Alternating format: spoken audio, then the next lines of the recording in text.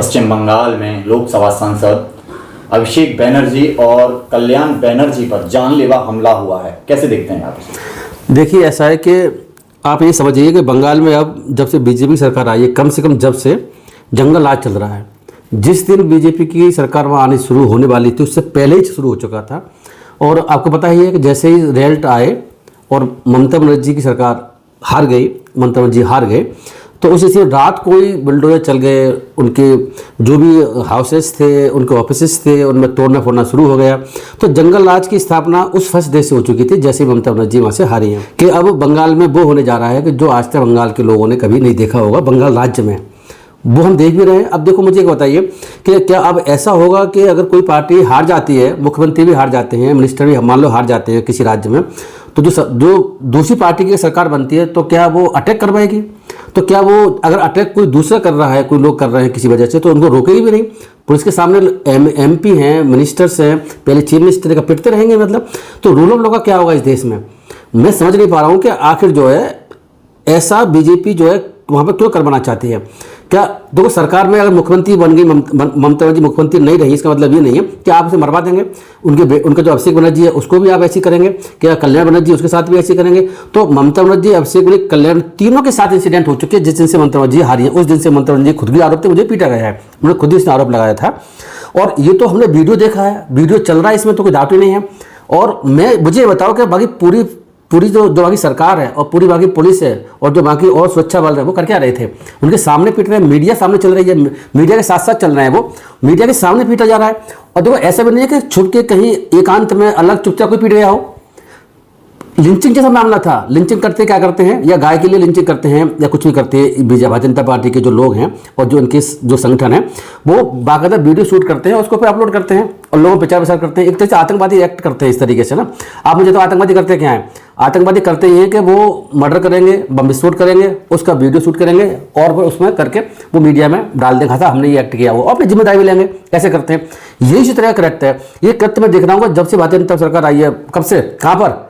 भारत में 2014 से लिंचिंग हो रही है, गाय के पीछे लोगों को मारा जा रहा है, मुसलमानों को खासतौर से दलितों को मारा जा रहा है, उसका वीडियो बना करके अपलोड भी किया जा रहा है। तो उन्हें इस बात की शर्म भी नहीं, झिझक भी नहीं है कि भाई कानून मेरे साथ क्या करेगा। कानून का कोई खौफ ही नहीं है, क्योंकि उन्हें संरक्षण प्राप्त है। जो लोग ऐसा करते हैं वो लोग फिर मंत्री बन रहे हैं और मंत्री उनका स्वागत भी कर रहे हैं। तो देखो, स्थिति इतनी खराब है, पूरी तरीके से बंगाल में जंगल राज चल रहा है।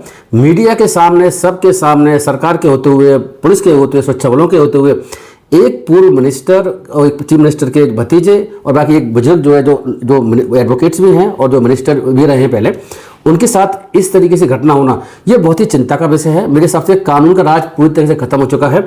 और बंगाल में अगर ऐसी स्थिति रहेगी, आगे भी रहती है, अगर जिसकी संभावना बहुत ज़्यादा है, अभी तो आप देखते रहिए आगे होता क्या है। बंगाल वो दृश्य देखेगा कुछ अगले 5 साल में, जो दृश्य बंगाल ने और देश ने कभी देखे ना होंगे। मैं तो उसको कई बार बातों कह चुका हूँ, क्योंकि जो इस वक्त चीफ मिनिस्टर हैं उनके जो स्टेटमेंट आ रहे हैं वो स्टेटमेंट इतने खतरनाक आ रहे हैं कि ऐसे स्टेटमेंट मैंने योगी जी के भी नहीं देखे, ऐसे स्टेटमेंट मैंने असम के चीफ मिनिस्टर के भी नहीं देखे। उनसे भी ज़्यादा खतरनाक स्टेटमेंट आ रहे हैं। और बीजेपी में एक पूरी परिपाटी है कि भारतीय जनता पार्टी के जो भी मिनिस्टर्स हैं, लीडर्स हैं, जितना जहर उगलेंगे, जितना कानून को अपने हाथ में लेंगे, जितनी असंवैधानिक बात करेंगे, जितना जो है एक जहर फैलाएंगे, जितना जो है एक तरीके से समझ लिए तो वो लोगों को पीट लेंगे, उसके बाद उनको स्वागत करेंगे, तो उनको उतना ही बड़ा पद मिलता है, तो उनको सेवा भी मिलती है। तो देखिए, मेरे साथ जंगल राज चल रहा है और बहुत ही चिंता का विषय है। कानून को अपना काम करना चाहिए, लेकिन मैं ये भी देख रहा हूँ कि बीजेपी के लीडर्स, मिनिस्टर वहाँ के बंगाल के कह रहे हैं, वो बात ध्यान रखने की जरूरत है। वो क्या कह रहे हैं? जिनकी जिम्मेदारी है लॉ एंड ऑर्डर की, भाई बंगाल की सरकार की जिम्मेदारी लॉ ऑर्डर की जिम्मेदारी है, और जिम्मेदारी किसी की तो है नहीं है। अब सुरक्षा बल में तैनात थे, इलेक्शन कमीशन ने पहले ही कहा था कि तो 2 बजे तक बात तक रहेंगे। तो ऐसी स्थिति में चीफ मिनिस्टर के भतीजे के साथ ऐसा होना, कल्याण बनर्जी के साथ में इतनी बुरी तरीके से मारपीट होना, मीडिया के सामने होना, पुलिस बल के सामने होना, ये जंगल राज शुरू हो चुका है। इसका एक घोतक की इसकी निशानी है और आगे मुझे लगता है कि बहुत कोई खतरनाक चीज़ होने वाली है। मुझे तो यहाँ भी आशंका है, मैं कह दूँ इस बात को, मुझे इसकी आशंका भी है कहीं बंगाल में जो बड़े लीडर हैं उनकी लिंचिंग ना हो जाए। मुझे ये शक है, मुझे ये संदेह है इस बात का। बड़ा आरोप लगा रहे हैं। नहीं, मैं कोई बड़ा आरोप लगा रहा, लिंचिंग होती देख रहे हैं, कोई ऐसी बात नहीं है। इस देश में लिंचिंग होती रहती है, करते रहते हैं। भारतीय जनता पार्टी के लोगों की तो एक पूरी एक लंबी एक गाथा है, लंबी सीरीज है जो देखने को आपको मिलती है। इसमें कोई नई बात नहीं है। भगदड़ मची हुई है सर, क्या टीएमसी के नेता डरे हुए हैं? क्योंकि बैठक होती है उसमें बीसी लोग आते हैं, बीसी एमएलए आते हैं। देखिए, ऐसा है कि आप ये समझ लीजिए जैसे कि आम आदमी पार्टी के एमपी टूट के जा चुके हैं, वहाँ भी वही स्थिति चल रही है। और आपकी बात बिल्कुल ठीक है, डरे हुए हैं। और डर किस बात का है? इसी पिटाई का डर है और सीबीआई, ईडी और इनकम टैक्स का डर है इसमें, और पिटने का भी डर है। भाई जब चीफ मिनिस्टर और उनके साथ पिटाई हो सकती है तो बाकी लीडर को, एमएलए एमपी को कौन पूछ रहा है? मुझे बताएं। चीफ मिनिस्टर बताइए कि ऐसा हो सकता है, तो पहले चीफ मिनिस्टर थे, अभी उतरे हुए ज़्यादा चीफ मिनिस्टर हटे हुए ज़्यादा दिन नहीं हुए हैं। तो ऐसी स्थिति में वो डर है, और डर की वजह से वो लोग उस पार्टी को छोड़ रहे हैं या उनके साथ नहीं दे रहे हैं। भगदड़ मची हुई है, मैं आपकी बात से बिल्कुल सहमत हूँ। और ये भगदड़ मुझे लगता है कि मस्ती रहेगी जो 5 साल तक। सर इतना बड़ा हुआ था, अगर मेंबर ऑफ पार्लियामेंट पिट जाते हैं, पूर्व मुख्यमंत्री पर हाथ छोड़ दिया जाता है, तो सर आम जनता फिर कहाँ जाएगी बंगाल की? आम जनता का तो हाल आपने देखा नहीं, क्या हाल चल रहा है। आम जनता का हाल तो इलेक्शन ममता बनर्जी के हारते शुरू हो गया था, है ना। और आम जनता तो मैं बता रहा हूँ आपको, खासतौर से मुस्लिम वर्ग है वहाँ, वो तो जो है पाकिस्तानी बांग्लादेशी बता करके उनको तो बाहर भेजा जाना है। वो कह भी चुके हैं, शुरुआत हो भी चुकी है इसमें। उनको तो जो है बांग्लादेशी कह करके क्या कहकर बाहर भेजने का काम चल रहा है। देखो मैं आपको बता दूं इस बात में, मैं फिर रिपीट करता हूं। देखो पहले आप ये समझ लें कि भारतीय जनता पार्टी का आरएसएस का इतिहास क्या है। भारतीय जनता पार्टी का आरएसएस का इतिहास ये है कि आपको याद होगा महात्मा गांधी की मर्डर में आरएसएस का हाथ था, ये उस पर आरोप थे। बाद में अलग बात है कि आरोप में सिद्ध नहीं हो पाए। आपको ये भी याद होगा कि जो सावरकर है, बीडी सावरकर, वो भी अजय एक्यूज थे उस समय। सावरकर भी एक्यूज थे, आरएसएस का भी इसमें एक्यूज थे, लेकिन बाद में वो अलग बात है कि आरोप सिद्ध नहीं हो पाए। आरोप सिद्ध होने का मतलब ये नहीं है कि उन्होंने काम नहीं किया है। आरोप सिद्ध होने का मतलब दूसरा होता है, गवाह नहीं आ पाई है, कोई और भी बात हो सकती है। आज भी ऐसा होता है। तो पहले का इतिहास है भारतीय जनता पार्टी का कि क्या, और उससे रिलेटेड जो संगठन, जो उनके संगठन है, जैसे आरएसएस है, बाकी हिंदू महासभा और बहुत संगठनों का पहले का इतिहास 1925 से देखते चले आ रहे हैं, और लिंचिंग तक आप देख रहे हैं। तो अगर वहाँ पर भारतीय जनता पार्टी के ही इशारे पर कोई भी लोग, अगर ममता बनर्जी का, अभिषेक का या कल्याण बनर्जी का, किसी और का, उनकी पार्टी का लिंचिंग भी हो जाए, तो उसमें कोई देश आश्चर्य नहीं करेगा। इतनी हिम्मत आएगी कि किसी की? बिल्कुल। अरे हिम्मत क्यों नहीं आएगी जब मुसलमानों के सैकड़ों लोगों की हिम्मत लिंचिंग हो चुकी है, जब महात्मा गांधी का मर्डर हो चुका है। आपको ये पता होगा भारतीय जनता पार्टी सरकार जैसे ही बनी, कब 14 में, उसके बाद जो दावोलकर जैसे लोग थे, रेसलिस्ट जो थे, जो इनका विरोध करते थे, उनमें 5-6 लोगों की मर्डर हो चुका है। अब क्या बात कर रहे हैं? तो इनकी हिम्मत क्यों नहीं आएगी? हिम्मत अब वो हो सकता है कि जो लिंचिंग कर रहे हैं, जो मारपीट कर रहे हैं, वो आगे हो सकता है कोई टिकट देकर वो एमएलए एमपी मिनिस्टर बन जाए। आप क्या बात कर रहे हैं? अभिषेक बनर्जी कह रहे हैं कि हम जो है कोर्ट का रुख करेंगे। आप कानून के ज्ञाता भी हैं, तो कैसे देखते हैं? देखिए कोर्ट का रुख तो मैं आपको बता दूं। आपको याद है, क्या याद है कि हाईकोर्ट में जज थे, एक नाम मैं उनका बोल रहा हूँ, बंगाल हाईकोर्ट के, ममता बनर्जी जब चीफ मिनिस्टर थी, उन्होंने क्या किया, रिजाइन दिया और फिर भारतीय जनता पार्टी में नेक्स्ट डे शामिल हो गए। भारतीय जनता पार्टी के एमपी बने हुए हैं, शायद एमपी आजकल नहीं एमएलए कुछ बने हुए हैं, मैं बोल रहा हूँ। तो वहाँ की जो न्यायपालिका के एक जज रिजाइन करके और next day Bharatiya Janata party में शामिल हो जाते हैं, इसका मतलब पहले से ही फिक्सिंग था, पहले से प्लानिंग थी, आप रिजाइन करिए। और उनके ऑर्डर भी देखो कैसे ऑर्डर थे उससे पहले, उनके ऑर्डर सारे आप चेक करेंगे तो आप जान जाएंगे ऑर्डर उनके भारतीय जनता पार्टी के फेवर में, उनकी सरकार के फेवर में और ममता बनर्जी के अगेंस्ट ऑर्डर आ रहे थे। और उन्होंने भी रिजाइन करके तुरंत बीजेपी ज्वाइन कर लिया नेक्स्ट डे। तो आप जुडिशरी से क्या उम्मीद करते हैं? मुझे तो उम्मीद नहीं है, कि खास उम्मीद नहीं है। बीजेपी जो हम अब बंगाल की बात कर रहे हैं, भारत सरकार में, जहाँ भारत में क्या चल रहा है, बाकी इलाके में क्या चल रहा है, उत्तर प्रदेश में देखो इतने एनकाउंटर चल रहे हैं, लगातार एनकाउंटर चल रहे हैं। पहले हमारे जब मुझे याद है बहुत पहले 1-2 एनकाउंटर होते थे तो कोर्ट बड़ा स्ट्रिक्ट एक्शन लिया करते थे और उनकी इंक्वायरी हुआ करती थी। ह्यूमन राइट कमीशन बना हुआ, वो तुरंत ही एक्शन लिया करता था। आज का तो कुछ भी नहीं करता। किसी को भी मार दो, किसी को भी गोली मार दो, पुलिस गोली मार दे, किसी को भी जो है कोई कुछ भी कर दे, उसका कुछ भी नहीं होता। पुलिस एनकाउंटर कर रही है, उसका तो कुछ भी नहीं हो रहा। ह्यूमन राइट कमीशन का चेयरमैन सुप्रीम कोर्ट का रिटायर्ड चीफ जस्टिस जज हुआ करता है, लेकिन वो कुछ नहीं कर रहे हैं, बैठे बैठे वहाँ अपना मलाई खा रहे हैं, कुछ भी नहीं कर रहे। मैं तो कोई स्टेट उनका देख नहीं रहा हूँ। और ये जो इंसिडेंट हुई है, अगर इंसिडेंट जो हुई है ममता बनर्जी के, उनके भतीजे की इंसिडेंट हुई है, अगर इंसिडेंट उल्टी होती, मतलब क्या होती, बीजेपी के किसी नेता के बीजेपी होती और ममता की सरकार होती, तो ह्यूमन राइट कमीशन तुरंत ही जवाब मांग चुका होता। और जाने कौन कौन से अपने जवाब मांग चुके थे, पहले होता रहा है, मुझे खूब याद है। ममता बनर्जी के समय में जहाँ भी कुछ इंसिडेंट हुई थी तो तुरंत ही यहाँ की ह्यूमन राइट कमीशन से उन्होंने रिपोर्ट मांगी, SC/ST कमीशन ने रिपोर्ट मांगी, वुमेन्स का मामला वुमेन्स कमीशन से रिपोर्ट मांगी, तुरंत रिपोर्ट मांगते 24 आवर के अंदर। अब रिपोर्ट क्यों नहीं मांगी जा रही है? जब एक MP की पिटाई सबके सामने खुलेआम हो रही है, तो यहाँ के जो कमीशन जो बन के बैठे हुए हैं, वो कमीशन कर क्या रहे हैं? वो सिर्फ कुछ नहीं कर रहे। वो मैं जैसे बता दूंगा, उल्टा होता अगर सरकार विपक्षी पार्टियों की होती तब तुरंत 24 आवर के अंदर एक्शन लेने की बात करते। आज शांत बैठे हुए, मुझे जहाँ तक आप सवाल है, कोर्ट है, इसमें कुछ नहीं करेंगे। न्यायालय चले जाओ, FIR करा लो आप, FIR तो हो गई है, कुछ लोगों का अरेस्टिंग हो गई है, आप मुझे बताओ, लिंचिंग कितना बड़ा अपराध है? लिंचिंग करना, लिंचिंग मर्डर करना, लोगों को डायरेक्ट घेर करके सबके सामने पब्लिक प्लेस पर या कैसे भी घेर के मर्डर करना, मर्डर से बड़ा तो कोई अपराध नहीं है देश में ना। और उसके बाद जब उसकी जमानत होती है तो मिनिस्टर आकर क्या करते हैं, केंद्रीय मंत्री मोदी के मिनिस्टर उनका बड़ा स्वागत करते हैं। ऐसे और मिनिस्टर्स भी बीजेपी के नेता हैं, वो जेल में जाके मिल के आते हैं लिंचिंग करने वालों से।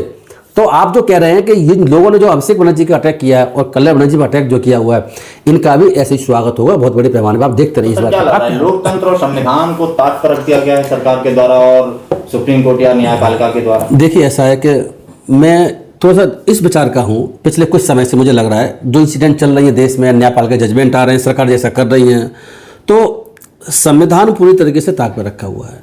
भारतीय जनता पार्टी की सरकार जो अपने मन मर्जी करना चाहे वो कर रही है और उसका कुछ हो भी नहीं रहा। देखो ऐसा ना, सरकार गलत करती है तो न्यायपालिका उस पर लगाम लगा सकती है, उसे सजा दे सकती है, बहुत सारे काम कर सकती है। लेकिन अगर न्यायपालिका कुछ भी ना करे, न्यायपालिका भी डिसीजन ऐसे ही दे कि भाई नहीं कोई बात नहीं, टालते रहे, या डिसीजन आए नहीं, या हियरिंग पे केस ना आ पाए, या बस थोड़ा बहुत ही कह दे, कुछ कहे नहीं, तो इनकी तो सह मिलती है लोगों को ना, वो मिल रही है। मैं तो पिछले 12 साल से ऐसे देख रहा हूँ, इक्का दुक्का केस भले अलग बात है। तो मुझे बिल्कुल उम्मीद नहीं, संविधान पूरी तरह ताक पर रखा हुआ। और आपको भी पता होगा, आप संविधान की बात कर रहे हैं, अभी इलेक्शन 2024 से पहले क्या हवा चली थी कि संविधान को बदलना चाहते हैं। 400 पार की कहानी चली, संविधान का बदलने की कहानी थी। संविधान बदलने की बात खाली उन्होंने नहीं, बीजेपी के नेताओं ने नहीं कही थी। जो आपको याद होगा, मैं वो नाम बोल रहा हूँ, जो मोदी जी की सलाहकार समिति के जो अध्यक्ष थे, जिनके देवरा कुछ करके थे, नाम बोल रहा हूँ, देवरा करके, उन्होंने भी ये बात कही थी संविधान में पुराना हो चुका है, कई संशोधन हो चुके, तो बदल देना चाहिए। और ऐसे बहुत से लोगों की इस तरह आवाज़ आ रही थी। तो संविधान को तो ये बदलना चाहते हैं, संविधान को मानते भी नहीं है। आरएसएस जब संविधान बन रहा था तब आरएसएस संविधान के पक्ष में थी भी नहीं। तो संविधान जो आप कह रहे हैं कि उसको ताक पर रखे हुए हैं, संविधान को पहले मानेगा तभी तो ताक पर रखेंगे। उस संविधान को वैसे नहीं मानते, संविधान को बिल्कुल नहीं मानते। ये बात देखो लंबे समय से 2014 से देखेंगे तो ये बात बिल्कुल सिद्ध हो चुकी है।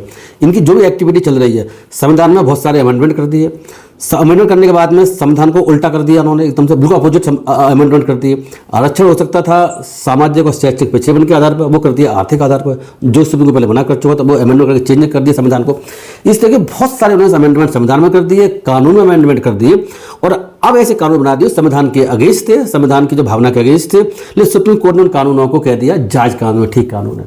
बंगाल में जो माहौल बन रहा है तो सुप्रीम कोर्ट को सो मोटो एक्शन लेना चाहिए। क्या बात कर रहे हैं आप, है ना?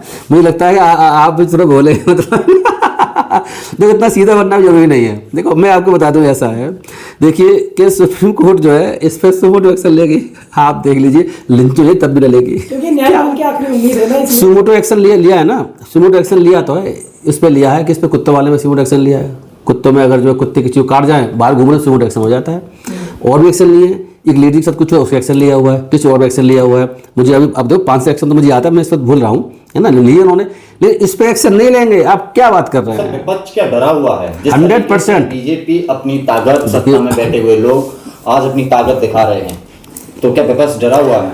इसमें तो कोई शक नहीं। विपक्ष के कितने लोग, आप विपक्ष की बात कर रहे हैं, विपक्ष के जितने भी चीफ मिनिस्टर हैं वो जेल के हवा खा के आ चुके हैं ज़्यादातर। केजरीवाल आगे चुके, केजरीवाल की पूरी सरकार खा के आ चुकी है, वहाँ के झारखंड के चीफ मिनिस्टर खा के आ चुके हैं, है ना, और जो है ममता बनर्जी की सरकार कुछ लोग भी आ चुके हैं, मैं नाम बोल रहा हूँ उनके, जो ना, तो बहुत सारे मिनिस्टर चीफ मिनिस्टर जेल की हवा खा के आ चुके हैं, और जिनके पास ईडी सीबीआई की रेड पड़ रही है, आए दिन पड़ रही है।